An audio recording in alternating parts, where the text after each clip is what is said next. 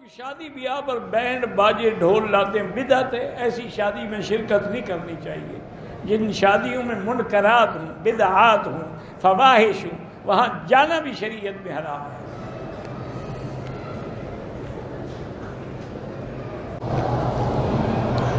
ایک آدمی نے کسی کے چوری کیے پیسے، بعد میں اس کو شرم آیا تو اس نے اس کو تو نہیں دیے، وہ پیسے مسجد میں دے دی، بالکل حرام پیسے مسجد کو دے دیے۔ مالک کو واپس کرو بدبخت آدمی، اللہ کے گھر میں تم حرام پیسے لگاتے ہو۔ پھر تمہارے لوگوں سے دیکھو ابو جہل وغیرہ کا عقیدہ، انہوں نے کعبہ چھوٹا کر دیا لیکن حرام کا پیسہ نہیں لگایا۔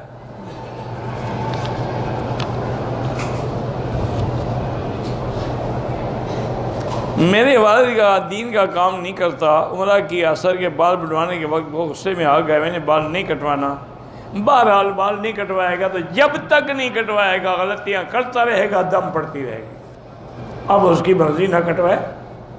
ایک آدمی اگر اللہ کا نافرمان ہو جائے تو ہم کیا کر سکتے ہیں؟ قرآن ہے محلقین رؤوسکم مقصرین لا تخافون، یہ کوئی مولوی کا فتویٰ نہیں ہے، یہ اللہ کے قرآن کا حکم ہے کہ سر پہ اس طرح پھرواؤ یا پورے سر کے بال کٹواؤ۔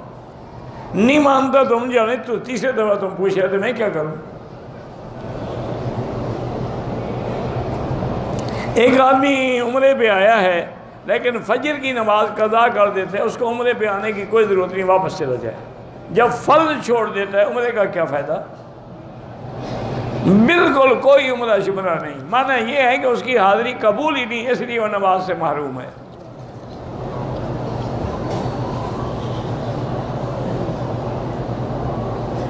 ہم عمرے پہ آئے، ہم نے طواف مقام ابراہیم سے شروع کیا تھا، بہرحال گزارش یہ ہے کہ وہ طواف آپ کا غلط ہے، دوبارہ طواف صحیح طریقے سے کر لیں ورنہ عمرہ نہیں ہوگا۔ پیشاب کے بعد جو قطرے نکلتے ہیں اس کا کیا حل ہے؟ کسی ڈاکٹر سے جا کے علاج کرائیں۔ بہرحال ہر نماز کے لیے نیا وضو کریں اور نیچے اس کے لیے پیمپر یا کوئی